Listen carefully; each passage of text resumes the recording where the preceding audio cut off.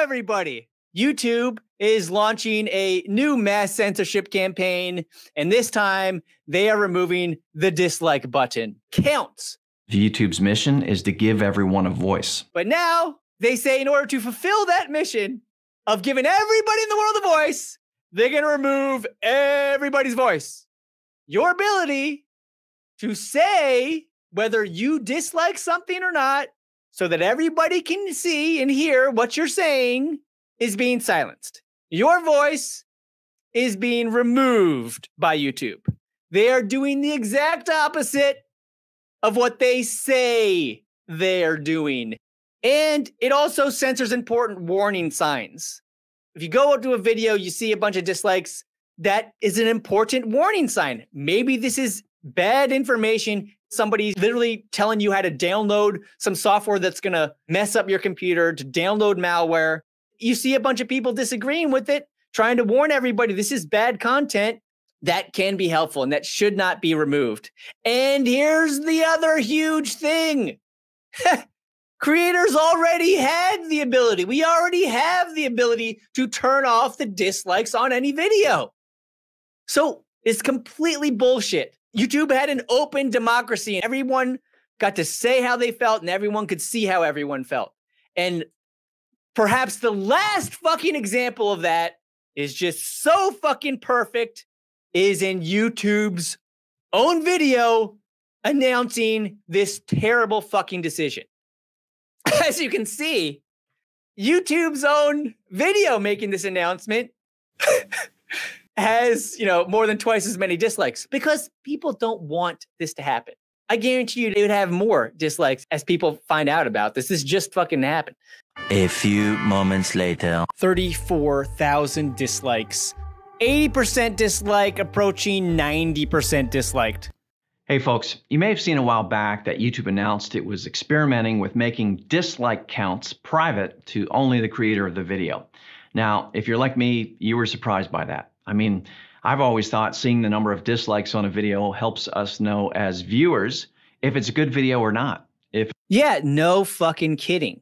If it's a helpful tutorial or not, or if what a creator is saying in their video is generally agreed with or not. But unfortunately, research teams at YouTube have found there's this whole other use for disliking a video that I had never experienced as a creator, and you may not have either. Apparently, groups of viewers are targeting a video's dislike button to drive up the count, turning it into something like a game with a visible scoreboard. And it's usually just because they don't like the creator or what they stand for. So does that mean the only reason people are disliking this video announcing this bullshit policy is just because we don't like this creator and what he stands for? Most people don't know who the fuck you are, man. We don't know who the fuck you are. They're not down voting this video because they don't like him personally. We don't like what you're saying, that you're going to censor everybody. And in this video, he's seriously going to say that the problem with dislikes is that people are disliking videos because they don't like people personally? That's a big problem when half of YouTube's mission is to give everyone a voice. They want to take everyone's voice away because they want to give everybody a voice. That's what they just said. It makes no sense at all. YouTube's mission is to give everyone a voice.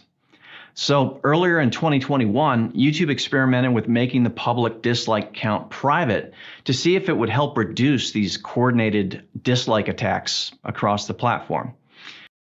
He just said coordinated dislike attacks. It can't possibly be because people dislike the video and dislike your announcement that you're going to censor everybody's voices, and they dislike that they're being fucking lied to right to their goddamn faces. Oh no, that's got to be a coordinated dislike attack. These coordinated dislike attacks across the platform. Selecting the dislike button, voting down on content is not an attack. What the fuck is going on? So earlier in 2021, YouTube experimented with making the public dislike count private to see if it would help reduce these coordinated dislike attacks across the platform. And after analysis, they did see a reduction. So, coordinated dislike attacks. No, you saw a reduction in the use of the dislike button. How are you determining these are attacks? The update from YouTube is that the dislike button is staying, but the dislike counts will now be private. You can still dislike videos, and that action will be used to tune your own recommendations, but you can't see what everyone else thinks. You can't see what everyone else thinks. Now, just because everyone else thinks something doesn't mean everyone else is right. No. But I think it's very important for people to be able to be aware of what other people think. Context that shows what the community as a whole thinks. That's important. This kind of shit is just putting people in bigger bubbles where they become more and more ignorant and naive. You can still dislike videos, and that action will be used to tune your own recommendations, but you won't be able to see the dislike count. Only the creator can find it on the back end if they want. It's just so messed up. Like, you're taking away so much from creators because you're taking away a system which can assure people of the quality of your content. Yeah, you can still see likes, but what shows quality is a lower dislike count. Now, a few common questions we saw from the initial experiment. First, without a public dislike count, how can viewers tell if a video is worth watching? Again, I kind of had this question too, but it turns out what? out that while viewers might use the dislike count to give them a sense of a video's worth, when the teams looked at the data across millions of viewers and videos in the experiment, they didn't see a noticeable difference in viewership. In viewership. It doesn't say for how long, doesn't say they watch it the same amount of time. I mean, if they've clicked on it, they've watched it. That could be all he's saying. It could be that empty and meaningless.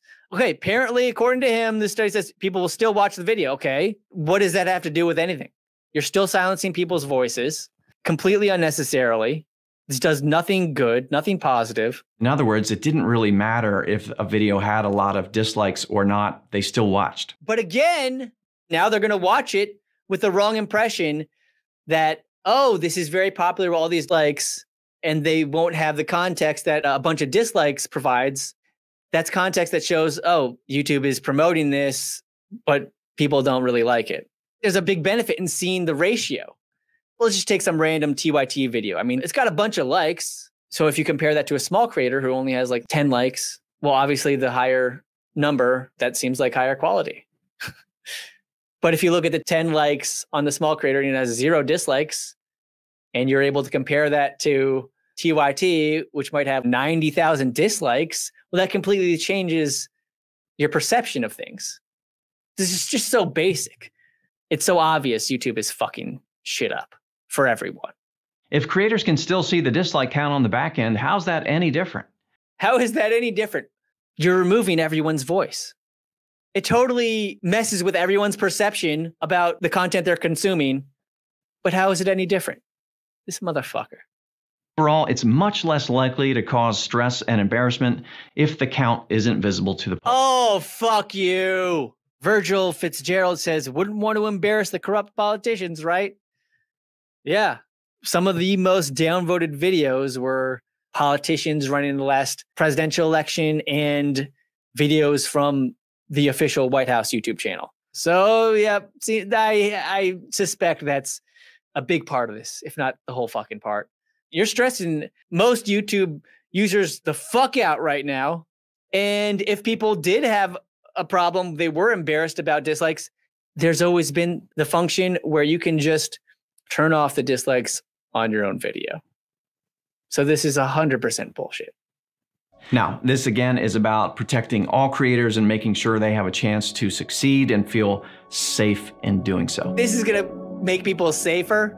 No. People are much safer when they can have some perspective. The only people who will benefit from this change are scammers and propagandists who want to be shielded from public scrutiny. By removing the dislike button, YouTube is censoring your speech to make propaganda appear as an unchallenged majority opinion.